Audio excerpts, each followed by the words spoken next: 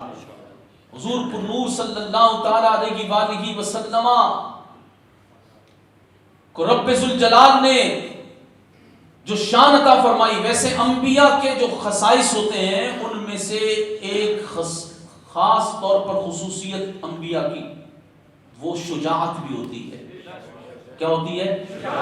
نبی اپنی قوم میں سب سے بہادر ہوتا ہے، نبی اپنی قوم میں سب سے بہادر ہوتا ہے، اور رسول اللہ صلی اللہ علیہ وسلم کی یہ شان ہے کہ اشجع الناس، حضور اللہ کی ساری مخلوق میں سب سے بہادر ہے، سب سے زیادہ شجاع اشجع حضور کی ذات ہے۔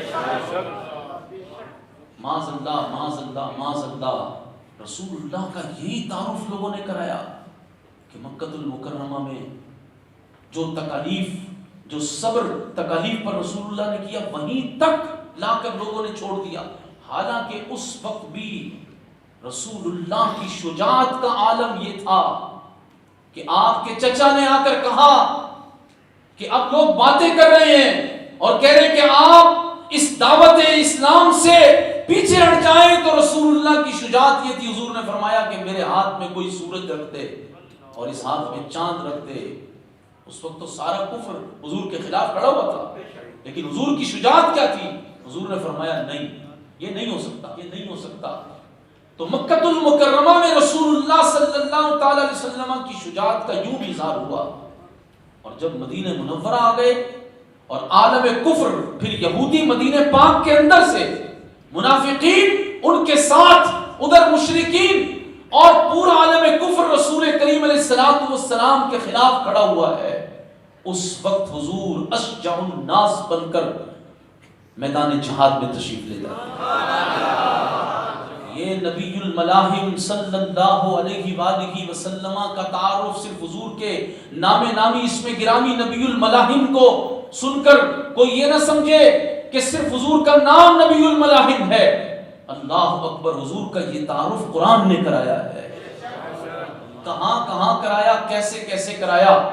آج 40 سال، 50 سال، 60 سال تبلیغ دین کرتے ہوئے ہو گئے، محراب و منبر پر بیٹھے، آستانوں میں بیٹھے لوگوں کو ہو گئے، مگر میں آپ سے پوچھتا ہوں کہ آپ نے کتنے جمعے پڑھ لیے، کتنے آستانوں پہ جا کے لوگ مرید ہو گئے، کتنے صوفیوں کے پاس جا کر انہوں نے تزکیہ نفس کے نام پر نہ جانے کیا کچھ کیا، لیکن سچ بتائیے کہ نبی پاک علیہ الصلوۃ والسلام کا نبی الملاحم کی حیثیت سے قرآن سے تعارف کسی نے پیش کیا؟ حضور علیہ الصلوۃ والسلام کو اللہ رب ذوالجلال نے نبی الملاحم بنایا، تو حضور کا یہ تعارف قرآن مجید فرقان حکیم میں ان صوفیوں کو، ان مولویوں کو، ان پیروں کو کیوں نظر نہیں آیا؟ کیوں قرآن چھپایا امت سے؟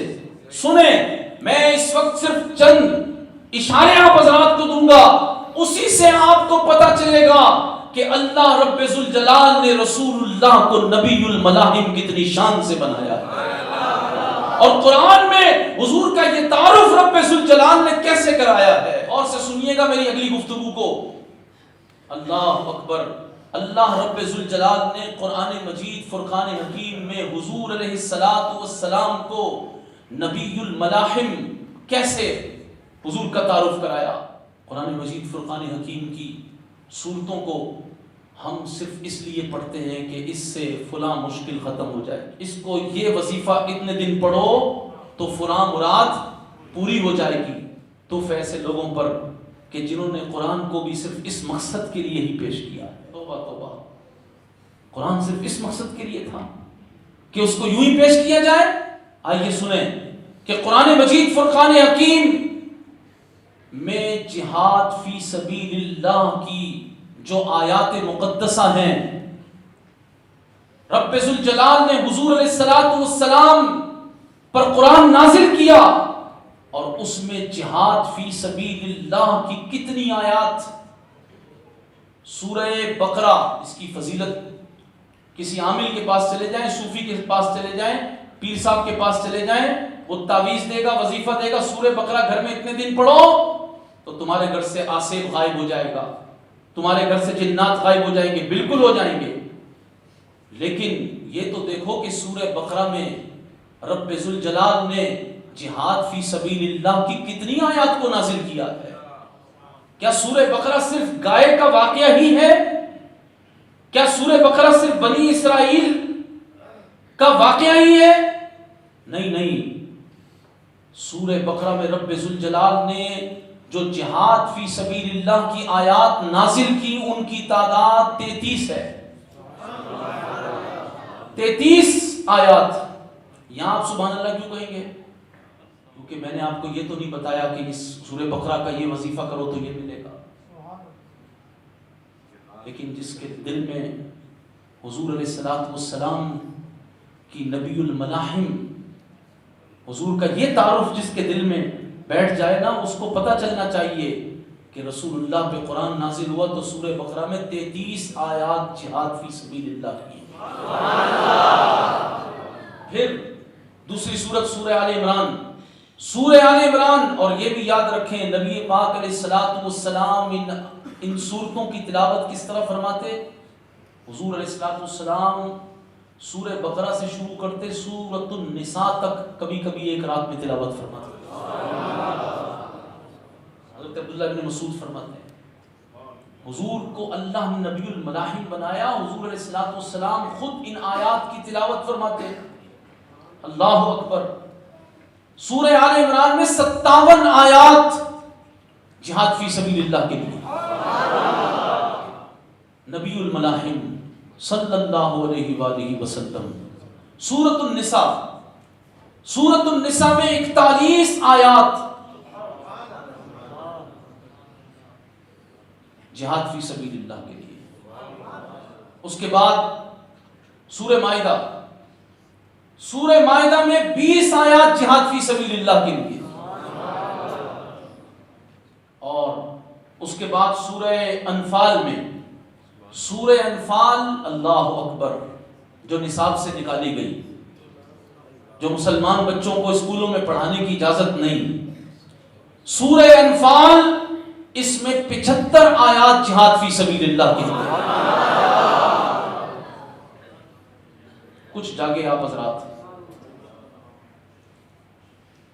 اس کے بعد سورۃ التوبہ جسے سورہ براءت بھی کہتے ہیں. سورہ توبہ. سورہ توبہ کے اندر 92 آیات جہاد فی سبیل اللہ کے لیے. حضور کے نام مبارک یا رسول اللہ کے عدد بھی کتنے ہیں؟ 92 ہے نا. تو یہ بھی 92 کی ایک نسبت یاد رکھو. قرآن کی وہ آیات جو رسول اللہ کے تعارف نبی الملاحم میں نازل ہوئی ہیں. سمجھ رہے بات؟ اور پھر اس کے ساتھ آگے چلے سورۃ الحج. حج کا نام آیا تو حاجی صاحب کو کیا پتا جہاد فی سبیل اللہ کیا ہے؟ وہ تو ہر سال حج کے لیے جاتے ہیں. لیکن حاجی صاحب سورۃ الحج میں 17 آیات جہاد فی سبیل اللہ کے لیے. اور پھر سورۃ النور. سورۃ النور میں 4 آیات جہاد فی سبیل اللہ کے لیے. سورۃ الاحزاب. سورۃ الاحزاب 22 آیات جہاد فی سبیل اللہ کے لیے. سورۃ الاحزاب میں اللہ اکبر.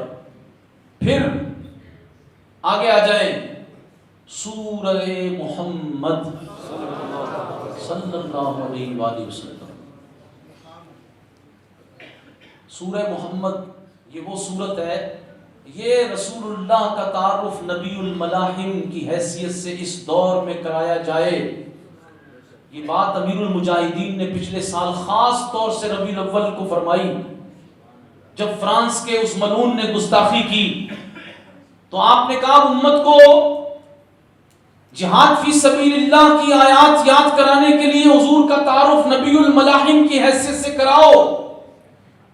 حضور علیہ الصلوۃ والسلام کے نام پر جو سورت ہے سورہ، سارے بولو انگوٹھے چوم کے بولو، سورہ. ابھی میرے ذہن میں یہ بات آ گئی کہ امیر المجاہدین فرمایا کرتے تھے بچپن میں جب بالکل چھوٹا تھا تو مجھے کسی نے یہ بات سکھائی نہیں. فرماتے خود ہی اللہ نے میرے دل میں بچپن میں یہ بات ڈالی. چھوٹے چھوٹے بچوں کے دلوں میں کیا کیا باتیں ڈلتی ہیں. لیکن امیر المجاہدین کو اللہ نے منتخب کیا ہوا تھا۔ آج وہ ربیع الاول کے موقع پر امت مسلمہ کو نبی الملاحم صلی اللہ تعالی علیہ وسلم حضور کا یہ تعارف پیش کرنے کا حکم دے رہے تھے، سوچ اور فکر دے رہے تھے۔ اس سوچ کے لیے اللہ نے ان کو کب منتخب کیا؟ وہ کہتے ہیں کہ بچپن میں جب میں چھوٹا تھا اللہ نے میرے دل میں یہ بات ڈال دی کہ میں روزانہ رات کو سونے سے پہلے سورہ محمد کی تلاوت کیا کرتا تھا۔ کہتے ہیں مجھے کسی نے وظیفہ نہیں دیا، یہ میں خود ہی کرتا تھا۔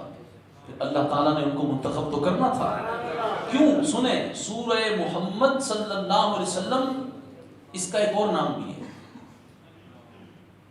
اس کا نام حضور علیہ السلام کے نامی اس میں گرامی پر تو ہے، لیکن اس سورت کا ایک نام سورہ قتال ہے۔ کیا ہے؟ سورہ قتال۔ سورہ قتال۔ تو جو بچپن سے اس سورت کو پڑھتا آیا، اس کی آیتوں سے نور لیتا آیا، پھر اس نے امت کو یہ سبق دیا اور امیر المجاہدین کہلایا۔ یہ اللہ کی طرف سے انتخاب ہے۔ بعض لوگ تو القابات اپنے مریدوں سے خود ہی کروا کے تو قبضہ کر لیتے ہیں، انہوں نے ثابت بھی کر کے دیا، اور آپ نے پھر اس کے ساتھ اللہ اکبر، سورہ محمد کا ایک نام سورہ قتال ہے، اور اس سورت کے اندر 32 آیات جہاد فی سبیل اللہ کی ہے۔ 32 آیات۔ اس کے بعد پھر اللہ تعالیٰ جل شانہ نے ایک اور سورت سورہ فتح، سورہ فتح، سورہ فتح نام سے بھی ظاہر ہے، سورہ فتح۔ اس میں کل 29 آیات ہیں، ساری ہی جہاد فی سبیل اللہ کی،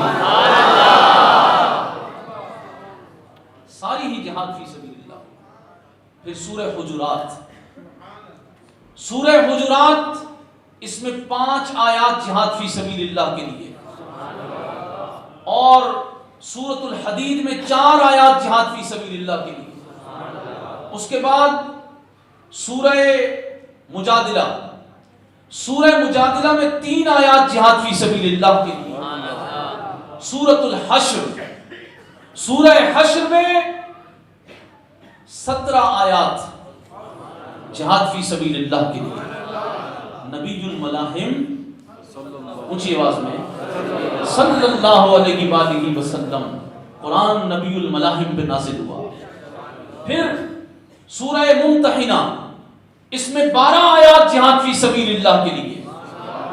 سورۃ الصف، جس نے مجاہدین کی صفوں کو بھی بنانے کا طریقہ بتایا ہے۔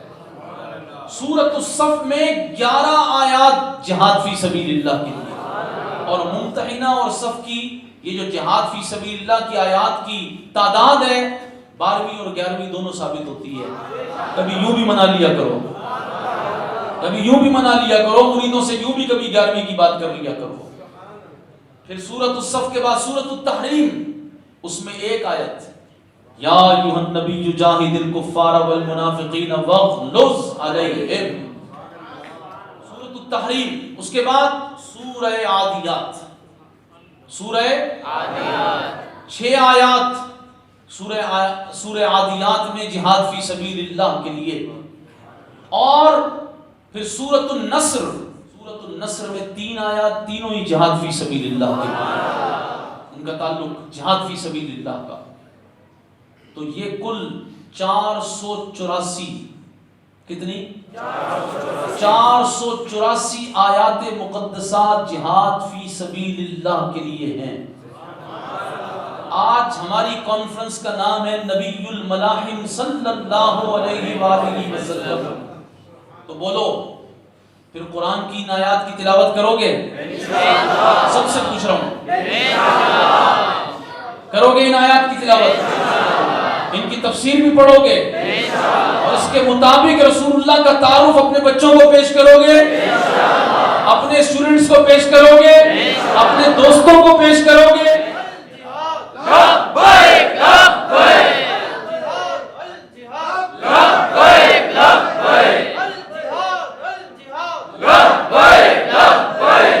قرآن مجید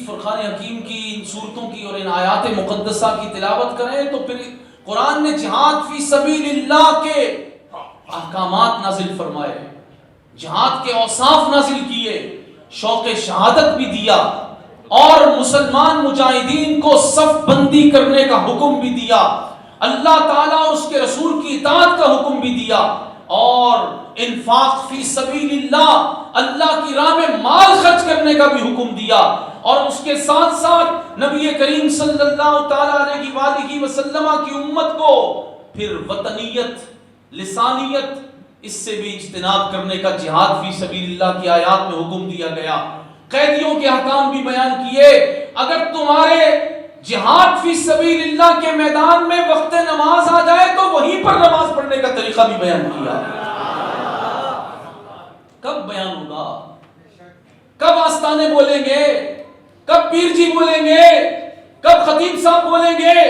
جن کے ریٹ میلاد مصطفیٰ کے مہینے میں بھی نیچے نہیں آتے، جو محرم بھی بیان کریں تو 50-50 ہزار روپے کے لفافے لیتے ہیں، وہ جہاد فی سبیل اللہ کی آیات کب پڑھیں گے؟ ان سے نہیں پڑھی جائیں گے۔ جنہوں نے پیری چمکانی ہو وہ نہیں پڑھ سکیں گے۔